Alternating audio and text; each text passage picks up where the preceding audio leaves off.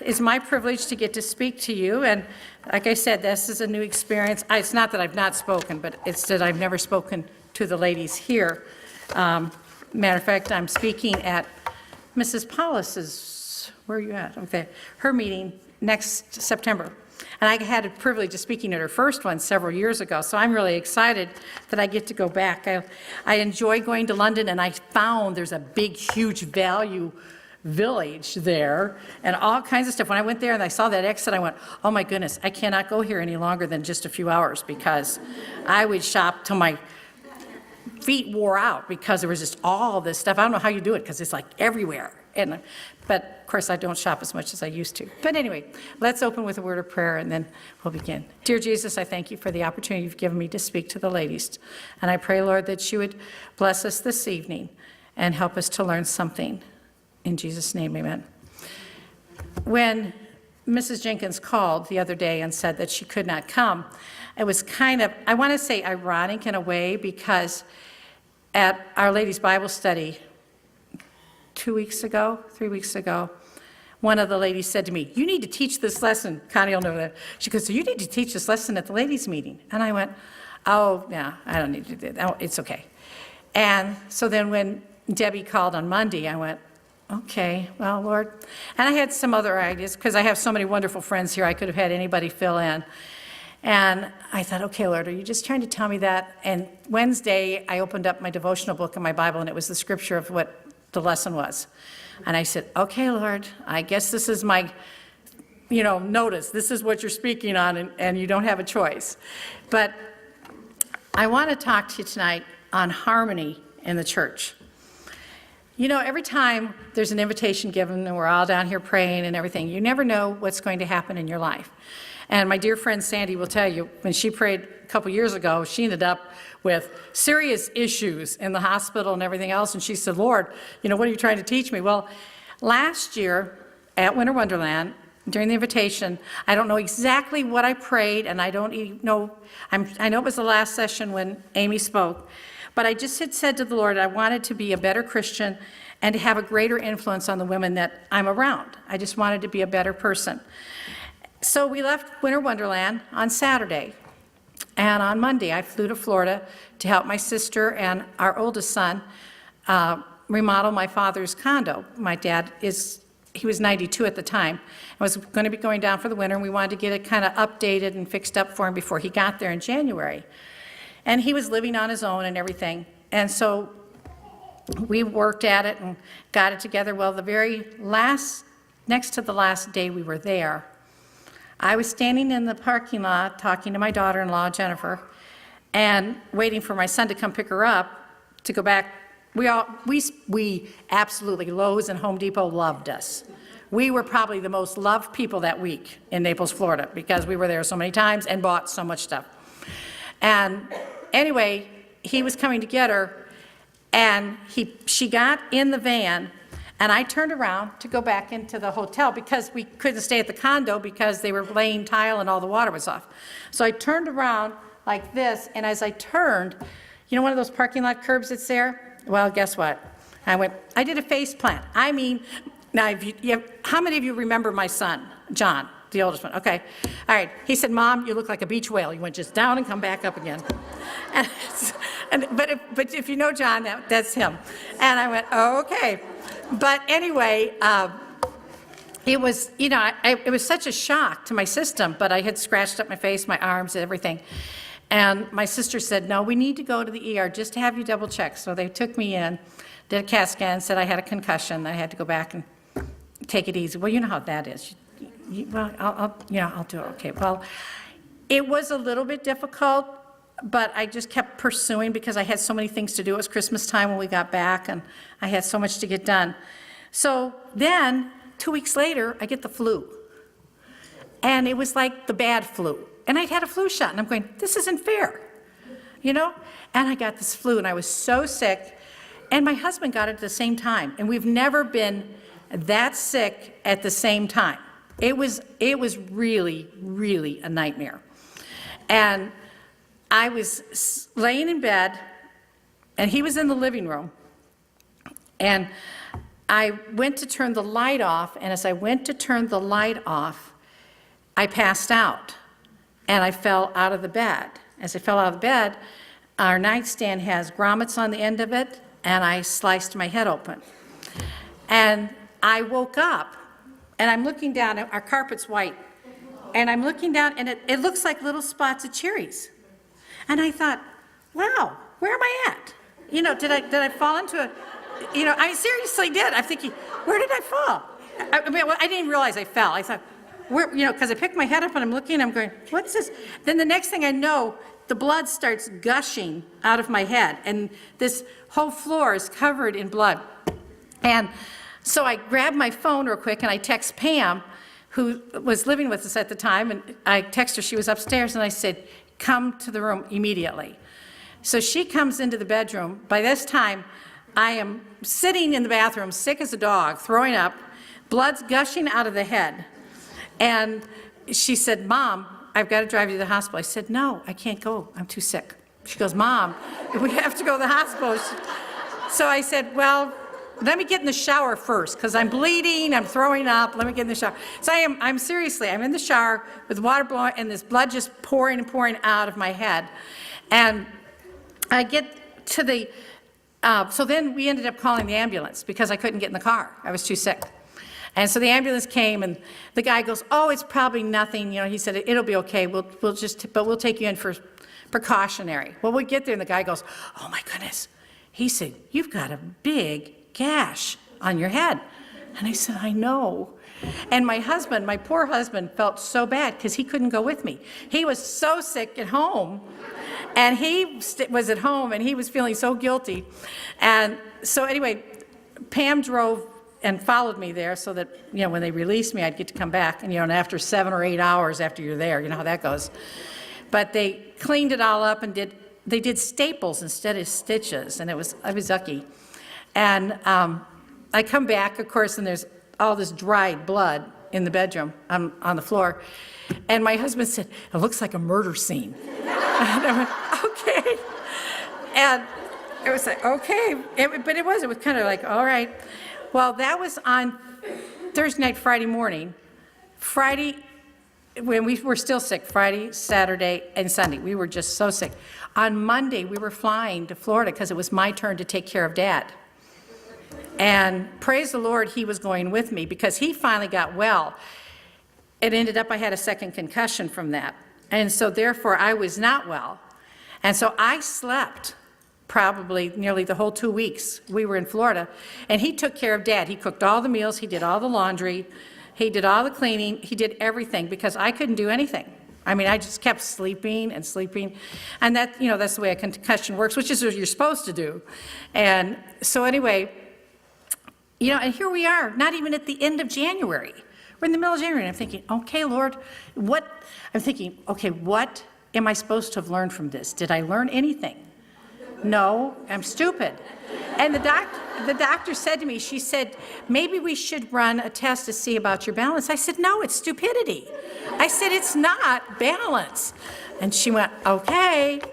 So anyway, that was the end of January, and I came back. And then I had to go back because my father ended up getting really bad. My daughter-in-law had flown in, and she stayed with him for 3 weeks. And then I flew back, but I ended up having to go back earlier because his dementia had taken a whole new turn, and he was really in bad shape. And so I flew down, took her back to the airport, and then on that weekend, he had a paranoia attack, and he ended up in the hospital, then he ended up in a second hospital, and then he ended up in a third hospital within 3 days of each other. And I had called my husband because he wasn't going to come, and I said, John, you have to come. I cannot do this on my own. I said, this is a little bit much. I said, you've got to come, because my dad loves my husband, and it's like a connection they really have together, and which I'm grateful for since my father-in-law has passed on. But anyway, so he flew in to help us get through this, and they ended up, after 10 days or so, putting my father in a nursing home, which he is still in a nursing home, but he's in Indiana now. But anyway, I ended up having to stay another 3 weeks. And that was not in my plan. Well, we ended up having a dear lady die from here. And the night before the funeral, we had a water main break, or those sprinkler system things or whatever, flooded the entire auditorium. And we lost all the carpeting in the hallway. And I mean, it was a disaster. And any of you that have been in our church this summer when we went through all the mess, or were here for youth conference and saw when we had nothing, we got the carpeting back in August, and it was just a mess. And of course, all this happened while we were gone, and it was just like, oh my goodness, Lord, what are you trying? And I'm thinking, Lord, what did I pray? What am I supposed to learn from this? Please show me quick so that I can, not have to go through this anymore. And so then we get to June, and we go to camp with all the families, having a great time at camp. Very last morning we're at camp, and I'm sitting out on the big porch of the dining hall, and my grandson was playing, and Katie had come out, and she said something, and I said, do you want to sit? And she said, sure. Well, you know how it is. Somebody's going to come over and sit. You just scoot a little bit. Well, when I scooted, guess what? There was no scoot. There was nothing there. So I went flat down on my bottom, banged my head back, and if anybody's been we're family camp, there was window seals. So I split my head open in the back, and blood again. And, it was like, and everybody was packing up to leave. And so I'm going, what should I do? What should I do? Anything? And so we were putting ice on it. We put coconut oil on it. We did, every little thing you could think of. And somebody said, go get stitches. No, it's okay. My husband goes, oh, it's going to be just fine. And Christina goes, I think you need to go get stitches. And, I didn't want anybody to be bothered because we're not close to any place there. So I said, forget it, we'll be okay.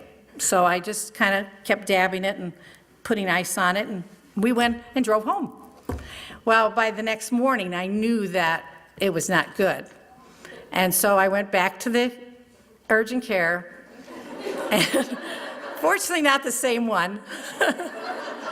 And I walked in, and they said, we've got to do a CAT scan. I'm going, oh, sure, why not? And she said, but I think it's a little bit too far gone for stitches because you let it go too long.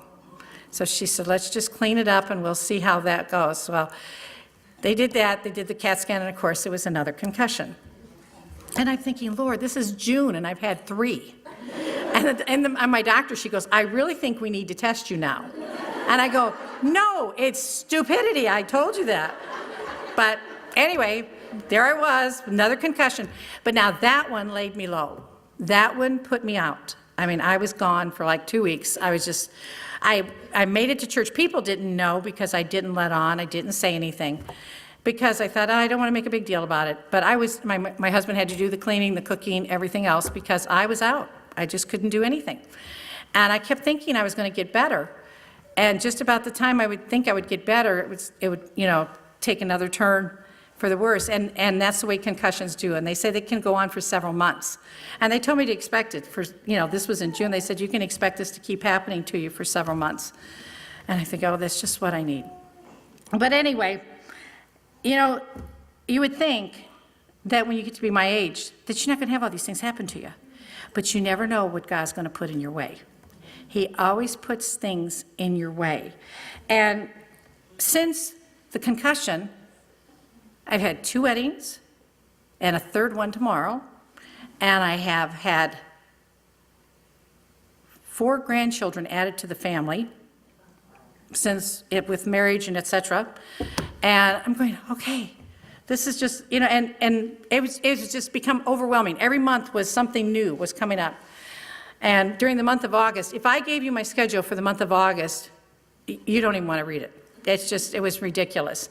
And we ended up celebrating our 50th wedding anniversary, which was really special. And the church had done a great party for us, and we had a lot of fun.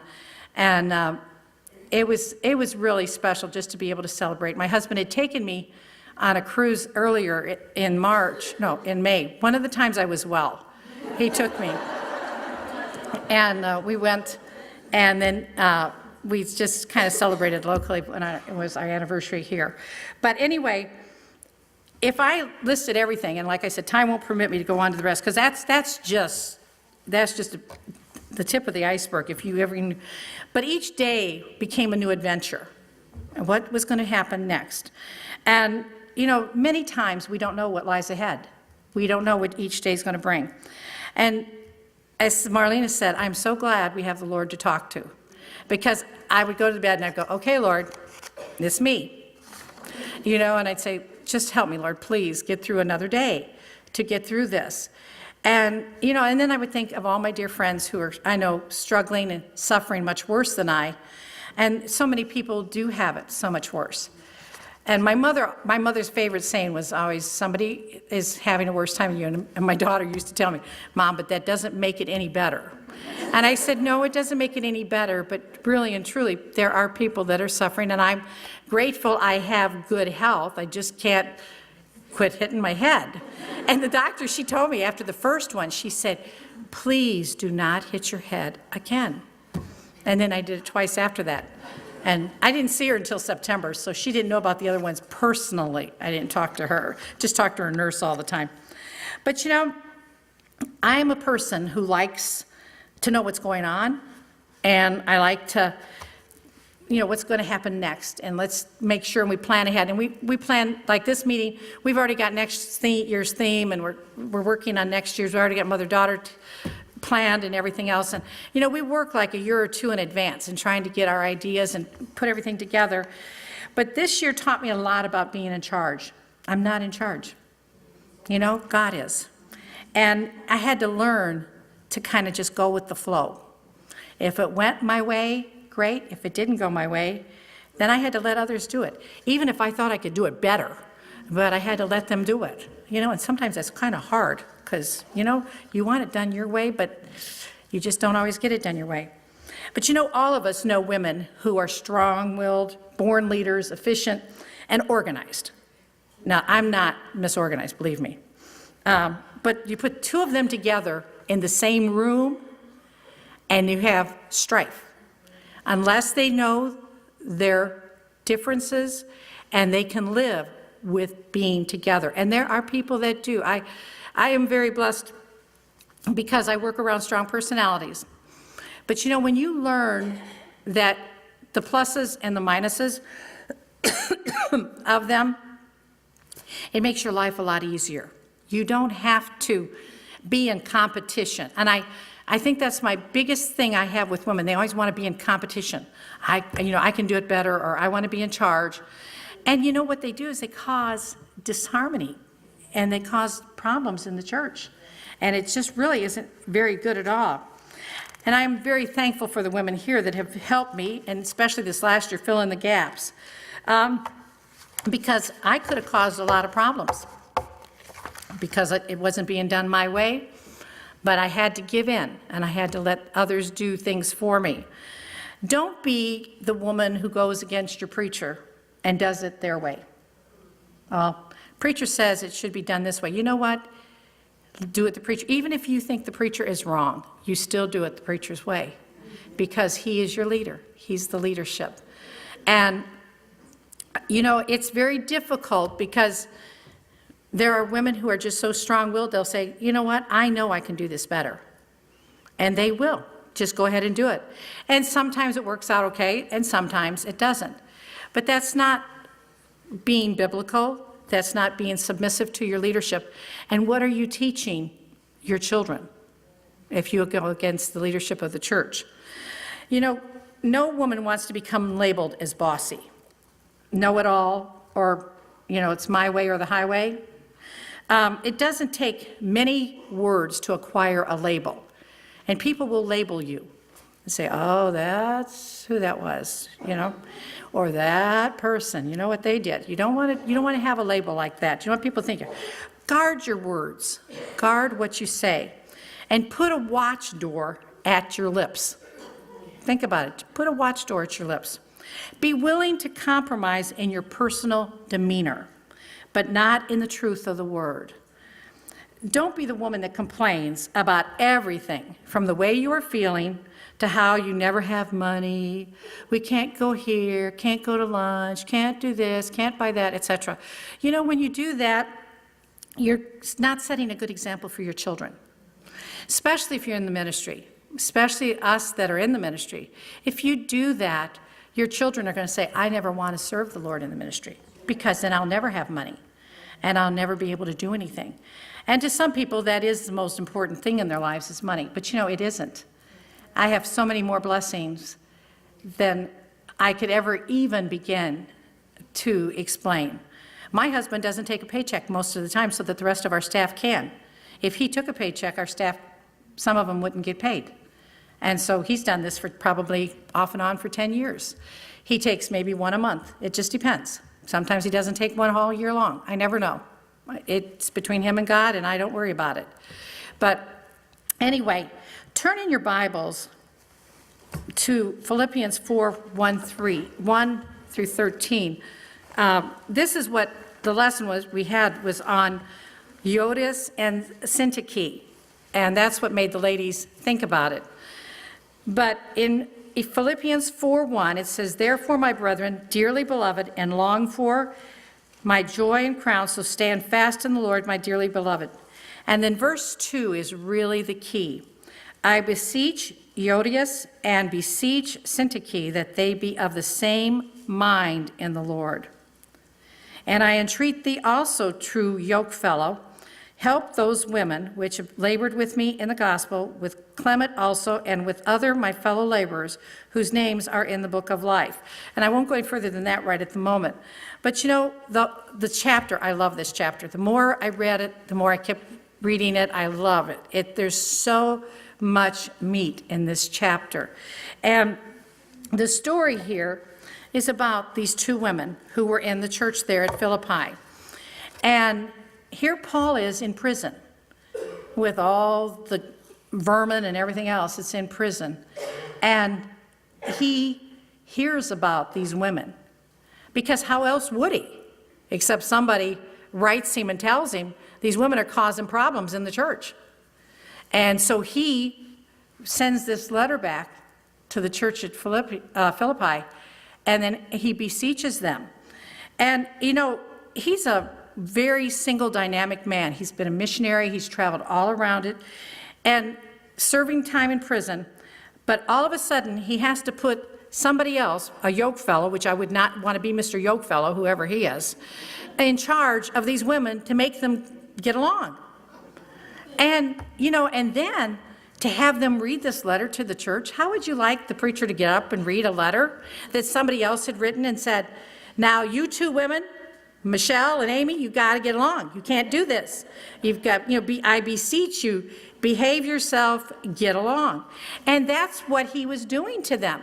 He was trying to get them to have harmony, to be one.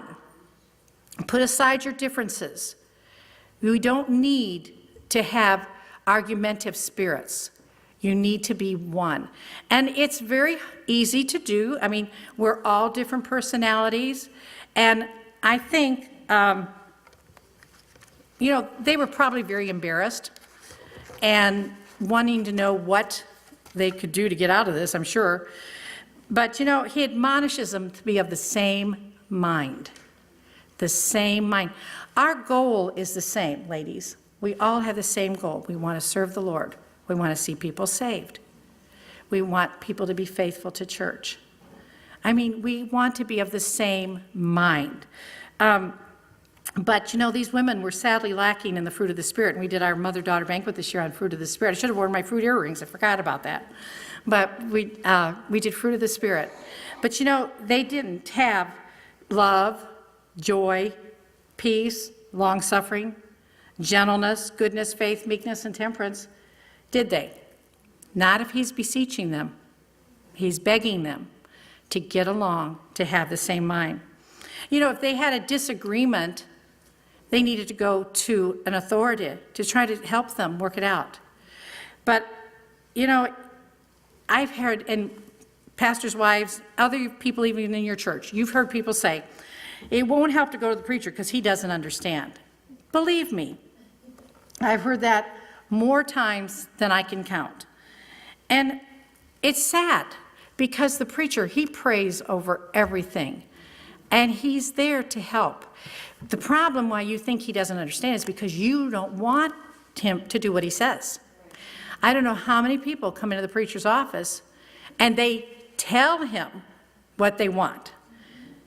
They don't ask for his advice.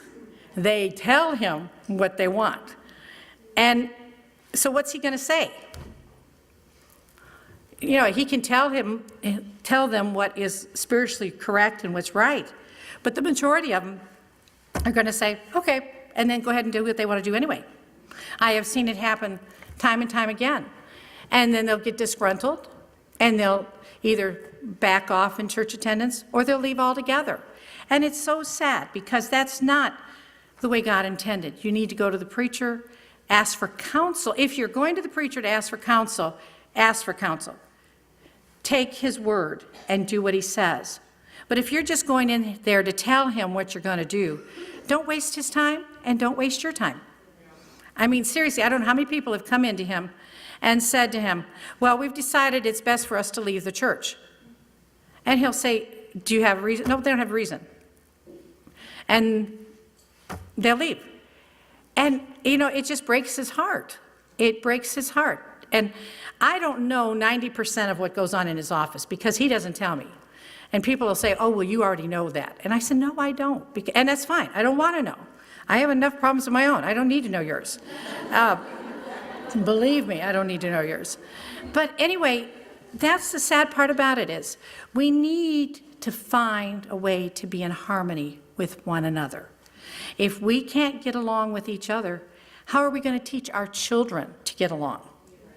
Our children aren't going to be able to get along with others if we can't get along with other people in the church. They see how you act, and they see your attitude. And you go, well, did you know what she said? You know, she needs to be called on the carpet. Well, maybe you need to be called on the carpet because you have just demonstrated to your children what is right and wrong, and they know it. Believe it or not, your kids are smarter than you give them credit for. I see it in school all the time, and they do. They know what's right and they know what's wrong. And it's very difficult on them when they see their parents disgruntled, upset at the preacher, and going against what the preacher says. It's really, really hard. Like I said, go to the preacher for counsel. But if you're just going to tell him what you're going to do, then, you know, say, write him a note. Then he doesn't have to sit there for 2 hours and listen to you. We had a man come in with 25 things of the reasons why he was leaving. And I'm going, what good was that going to do? That did nobody any good. My husband didn't want to hear it. And I guess this guy just wanted to toot his own little horn and make everybody, you know what he was doing. But, you know, I have seen just about everything in 42 years in the ministry. I've just seen about it all. But it's just the way it is. But you know what? Let's be women that try to get along. We may become aware of conflict in the church, and it's uncomfortable, unsettling, and disrupting to the spirits working in the hearts of members. People get discouraged. We all do. But you know what? We need to be there to lift them up. And you don't know, just like she said in Whoville, you don't know what somebody's really, truly going through. They may be going through something that you don't even imagine. I mean, people have serious illnesses that they do not even tell you. And you just don't really realize it. And I'm going to spill the beans on Paula because Paula did all this decoration this week, being deathly ill. And I mean deathly ill. By all rights, she should be in the hospital right now on IVs and having blood given to her. But she was determined. She told her doctor she couldn't go to the hospital till after tomorrow night. And believe it or not, he said, okay. But he put her on straight liquids. So she's been on straight liquids since Tuesday. But in that, when you have a serious disease like she has, and Brother Todd suffers from the same thing, when you have diseases like they have, you know, you need to take into consideration these people are suffering. And if they get irritable with me, you know what? I can take it. Be a bigger person. Be, how I say, somebody has to be an adult in the situation.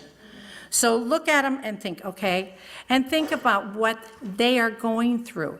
And if they ruffle your feathers, I'm sorry, but there are other issues other than you. You're not the boss. And you need to get along so that everybody gets along. And I feel like I'm scolding you, but I'm really not. I want you to try to, get along with each other, because I had to learn this year a lot of things that I could not do, and I had to let others do for me. And it was just not an easy thing to do. When our focus becomes on ourselves and not on the affairs of God, we are sinking into sin. It shows the lack of maturity on the part of members, and they may be called out in causing dissension among the brethren. And the leadership can be just as guilty, but the more we stay on our knees and praying, the more successful we'll be when we're standing up. If you're praying, you'll be successful. If there's any place in your life that we expect and need harmony, it is the church. There is no perfect church, and there are no perfect people. But, it should be the goal of all of us to become one in Christ. We need to mature in our understanding and faith in the Lord. There is a time and a place to address disagreements, not in front of people. It is not in an assembly of the church, but do it in private. And I've had several of those lately, but which has been good. And I appreciated the people doing that with me, taking me aside and telling me what their grievance was. And some we were able to work out, some we're still working on. But I appreciate their attitude was, I want to fix this, help me to fix it. And I appreciate that attitude of people. If we are going to be called out, let it be for speaking the truth and interpreting the scriptures correctly. Let go of petty personality conflicts. That's the biggest thing. Learn to accept each other's differences. Learn to accept their strengths and their weaknesses. Learn to cultivate the spirit of discernment. Be able to discern. Choose your battles. Make it a battle over sin and Satan. Is this really worth the battle? Is it really worth causing issues? No meeting with women, more than 2 or 3 together, should be without prayer. Because anytime you have more than that many women together, you're going to have maybe an issue. But if you have prayer behind you, because, the devil's going to sneak in wherever he can. He'll come to a meeting just like this, and he's probably sitting on some of your shoulder right now saying, oh, don't listen to her because she doesn't know what she's talking about. I can feel the way I want. And, I feel sorry for you. I really do, if that is your attitude. I do feel sorry for you. I think in this day and age, and like I said with going to see preacher and all, I think in this day and age there's a lot of problems with respect of people. If you respect someone and you honor them, then you will honor what they believe and they do. If somebody, I'm probably going to offend somebody with this, but anyway, Lord said to say it, so I'm saying it. See, and I can't see most of your faces anyway because it's in the dark, so it doesn't really matter.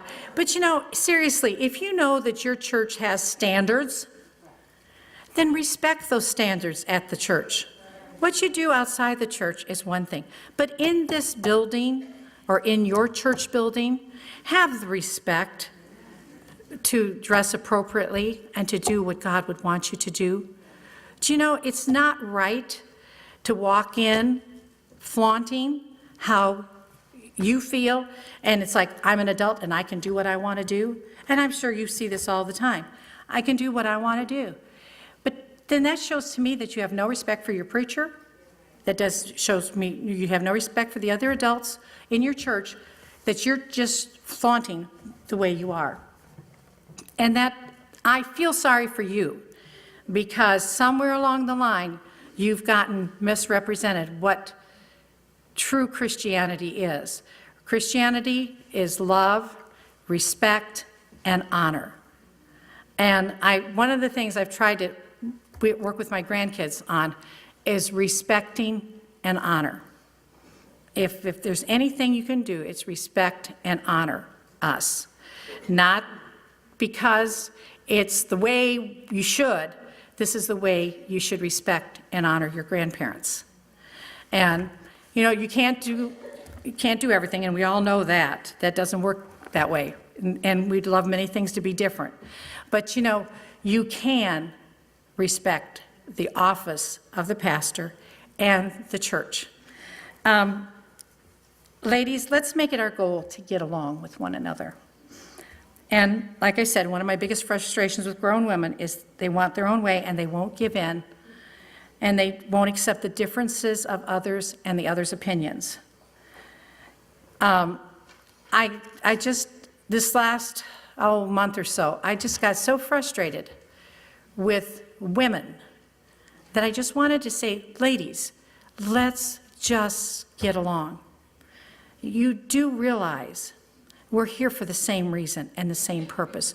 Why are you trying to cause strife and dissension among the brethren? Why are you trying to make it confusing for everybody? That's not the way it should be. You should try to get along. Don't be the woman that people want to avoid. You know, you do know, every one of you know somebody in your church. You come in and you go, oh man, let's see if I can go by this part of the pew and maybe she won't notice that I'm over in this row. You know, that's the way we are. And you know, seriously, I mean, I'm just as bad as the rest of you, because you'll go, oh no, I don't want to talk to her. Do I have to talk to her? And you know, that's terrible. That's terrible of me. But seriously, you don't want to be that person that everybody's annoyed at. And if you come to church and nobody talks to you, you know what what everybody's thinking. And they're going to go say, okay, she's the one. You know, she's the one with the label that says, annoying person. That's what it says right here, annoying person. So you don't really want to, you know, be by that. And our goal should be harmony. Our goal should be, let's love each other, love the Lord.